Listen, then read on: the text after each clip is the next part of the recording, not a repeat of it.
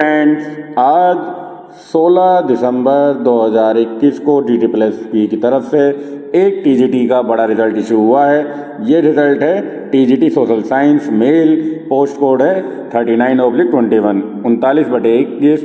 हालांकि रिजल्ट कल की डेट शो हो रही है इस पर 15 दिसंबर 2021, किसी वजह से ये अपलोड नहीं हुआ होगा और आज ये 16 दिसंबर को अपलोड कर दिया गया है। इसकी कट ऑफ देख लेते हैं जो कैंडिडेट को इडोजियर के लिए कॉल की गई है।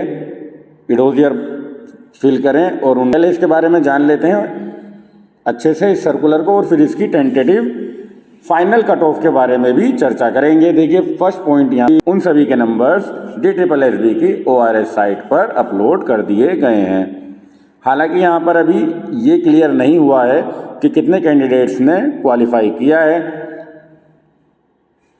ये पॉइंट इन्होंने नहीं दे रखा है। आगे फोर्थ पॉइंट में इन्होंने ये एनेक्सर 5 दे रखी है जिसके अंदर कट ऑफ इशू की गई है। इडोजियर के लिए जो कॉल किया गया है वो अनरिजर्व कैटेगरी के लिए जो कट ऑफ रखी गई है वो है 112.99।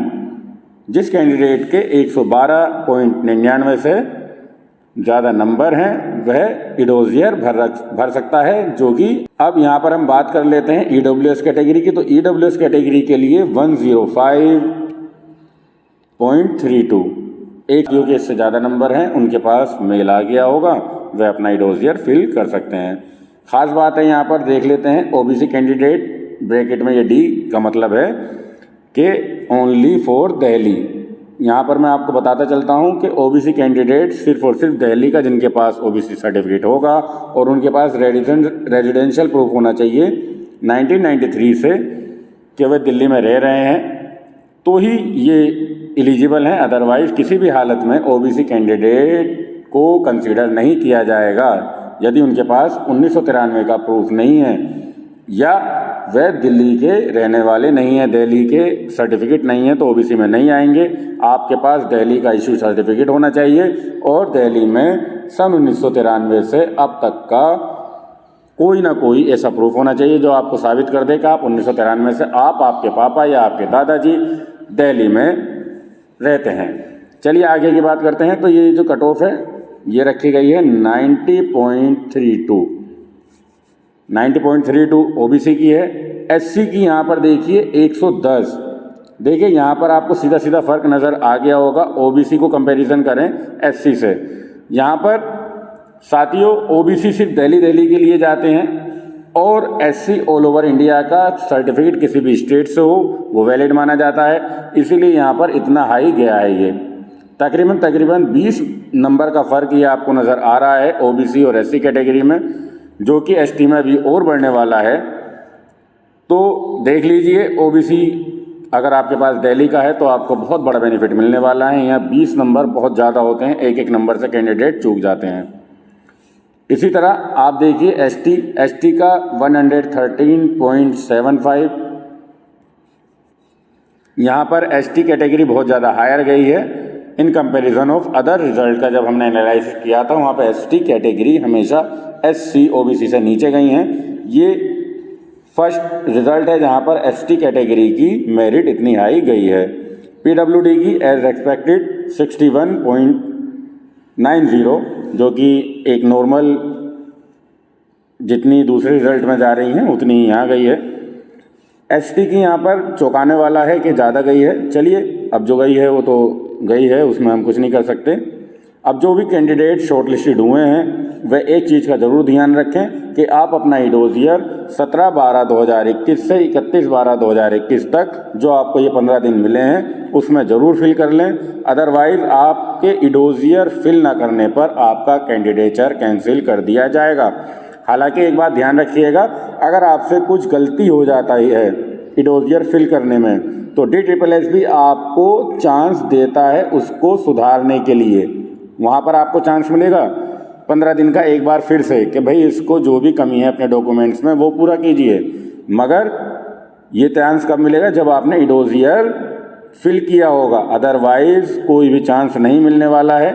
जो भी कैंडिडेट शॉर्ट लिस्टेड किए गए हैं उनकी ईमेल आईडी पर SMS फ़ोन पर भेज दिए गए हैं और इडोजियर के लिए उन्हें बोला गया है, जो कि उन्हें 17/12/2021 से 31/12/2021 तक हर हाल में फिल करना ही करना है।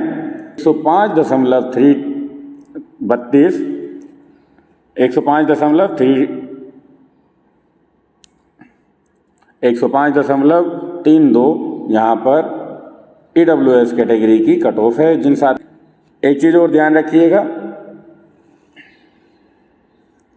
Mayor asking candidate for uploading documents इडोजियर मॉड्यूल डज नॉट कन्फर्म। यहाँ पर इडोजियर भरने का मतलब ये नहीं है कि आपका कन्फर्मेशन हो गया है। यहाँ पर अभी एक फाइनल लिस्ट और आएगी, देन आफ्टर जो भी होगा डिसाइड किया जाएगा। अभी आपका सिर्फ और सिर्फ इडोजियर कॉल किया गया है, यहाँ पर आपको जॉब की श्योरिटी नहीं है। इस चीज़ को ध्यान में रखिएगा। पॉइंट नंबर 12 है, सभी के सभी जो शॉर्टलिस्टेड कैंडिडेट हैं उनको जो कोर्ट केस चल रहे हैं उनकी शर्तों को मानना पड़ेगा।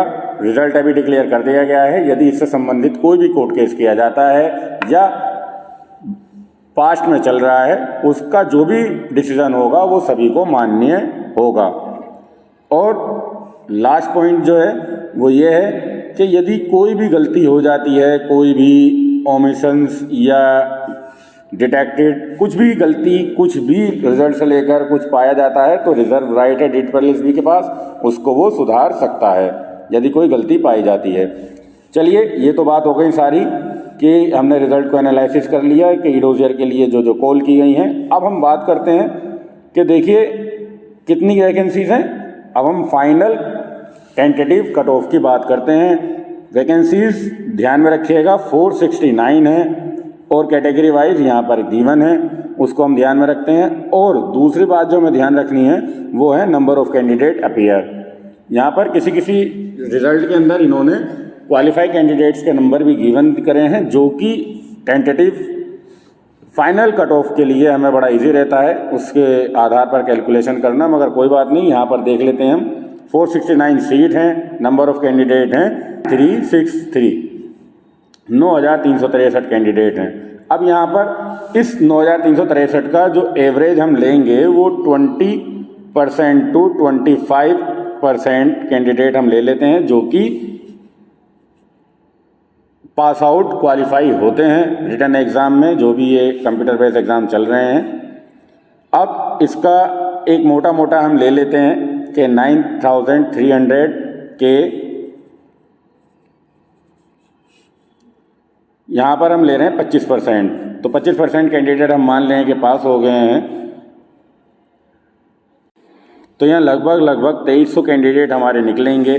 जो एक राउंड फिगर में मैं लेके चल रहा हूँ साथियों, ये एक अनुमान है टेंटेटिव फाइनल कट ऑफ के लिए कि भाई हमारे पास जो क्वालिफाई कैंडिडेट आएंगे वो कितना आएंगे, लगभग 2300। ये आंकड़ा ऊपर नीचे हो सकता है क्योंकि एक अनुमानित आंकड़ा है। 469 को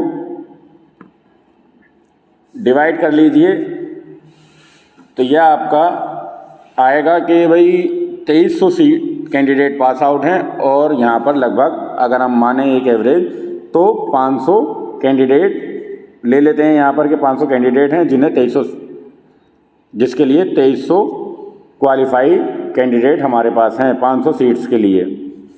हम यहाँ पर ये मानते हैं कि 500 सीट्स के लिए हमारे पास 2300 कैंडिडेट क्वालिफाइड हैं।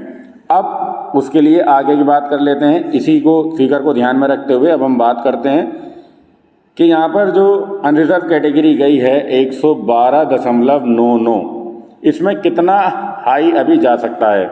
देखिए, जब 2000 प्लस कैंडिडेट हैं और हमारे पास यहाँ पर 2000 में से हम मान के चलेंगे कि कम से कम जो सीट्स हैं हमारे पास अराउंड फिगर में मान लेते हैं 300 हमारे पास हैं ये अनरिजर्व।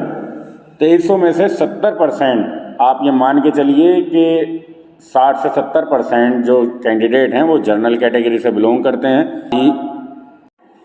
देखिए साथियों, यहाँ पर हमने माना है कि 300 सीट्स हैं हमारे पास और जो 2300 कैंडिडेट थे पास आउट उसका 70% हमने माना है कि वो हैं जनरल।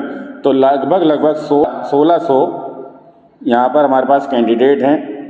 2300 में से 1600 कैंडिडेट हैं हमारे पास जो जनरल कैटेगरी से बिलोंग करते हैं और 300 सीटों के लिए यहाँ पर उन्होंने अप्लाई किया है। तो यहाँ पर अब साथियों कम से कम इसके अंदर जो एक एवरेज हम मान रहे हैं टेंटेटिव, तो ये कम से कम भी 12 से 15 नंबर तक यहाँ पर हमें डिफरेंस देखने को मिलेगा। आप याद रखिएगा कि अनरिजर्व कैटेगरी के अंदर जो लिस्ट अभी 113 है, तो मैक्सिमम हमारे हिसाब से 128 या 125 इन्हीं के बीच में ये फाइनल जाने वाला है। 125 से 128 के बीच में हमारा टेंटेटिव है ये फाइनल कट ऑफ जो अनरिजर्व कैटेगरी के लिए रहेगा। अब बात कर लेते हैं अगली कैटेगरी EWS की। तो EWS कैटेगरी में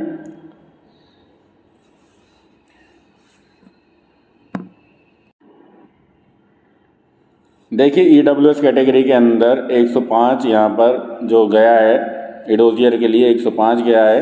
और EWS की यहाँ पर अगर हम वैकेंसीज देखते हैं तो यहाँ पर जो डिटेल गिवन है, देखिए EWS की 35 वैकेंसीज हैं सिर्फ। और यहाँ पर EWS कैटेगरी के बहुत बड़ी तादाद में कैंडिडेट हैं जो कि जर्नल सभी के सभी जर्नल में भी आते हैं और EWS में भी आते हैं ये कैंडिडेट। तो खैर जर्नल से तो ये कम ही रहेंगे EWS, मगर फिर भी इसकी भी हम 120 तो कम से कम 120 के आसपास हम अनुमान मानेंगे कि 120 EWS का कट ऑफ जा सकता है। इसमें कोई हैरानी वाली बात नहीं है साथियों कि 120 जाएगा, बिल्कुल जाएगा। अब बात कर लेते हैं OBC कैटेगरी की। तो जैसा कि मैंने आपको बताया था OBC में सिर्फ दिल्ली के ही कैंडिडेट एलिजिबल हैं, तो यहाँ पर ज़्यादा फर्क नहीं आएगा। मैक्सिमम भी मैक्सिमम रहा 5 to 6, इससे ज़्यादा नहीं आने वाला है। तो जिन कैंडिडेट के नंबर 95 से 96 के बीच में हैं OBC में, वह अपना नंबर निश्चिंत माने कि उनका एडोजियर फाइनल एडोजियर में नंबर आने वाला है। ठीक है, आगे बात कर लेते हैं। आगे बात करते हैं OBC की तो बात हो गई। अब बात करते हैं SC और ST की। तो देखिए SC और ST ये दोनों कैटेगरी में ऑल ओवर इंडिया के जो सर्टिफिकेट हैं वो वैलिड हैं। और PWD में भी ऑल ओवर इंडिया का कैटेगरी किसी भी स्टेट से आप बनवा लीजिए सर्टिफिकेट, वो वैलिड रहता है। OBC वाला यहाँ झंझट नहीं है। अब यहाँ पर SC कैंडिडेट OBC की कंपैरिजन में बहुत ज़्यादा होने वाले हैं, ST भी। तो यहाँ पर साथियों जो ये टेंटेटिव हमारा जाएगा अनुमान, ये 10 से 12 यहाँ पर हमें हर हाल में 10 से 12 नंबर आप ऐड कर लीजिए इसके अंदर। तो SC के लिए आएगा 120 से 122 और ST के लिए आएगा 125 लगभग जो टेंटेटिव हमारा रहेगा। और PWD के लिए अगर आपके ज़्यादा से ज़्यादा भी इसमें फ़र्क आया तो 70 नंबर यदि आपके हैं तो आपको कोई भी एडोजियर में रुकावट नहीं आने वाली है। सीधा फाइनल लिस्ट में अपना नंबर चेक कर लीजिए। आशा करता हूं साथियों कि मेरे द्वारा दी गई ये जानकारी आपको पसंद आई होगी। अगर वीडियो पसंद आई हो तो वीडियो को लाइक करना और चैनल को सब्सक्राइब करना मत भूलना, ताकि इस वीडियो से संबंधित आगे की जानकारी आपको समय पर प्राप्त होती रहे। धन्यवाद साथियों, वीडियो देखने के लिए आपका बहुत बहुत धन्यवाद।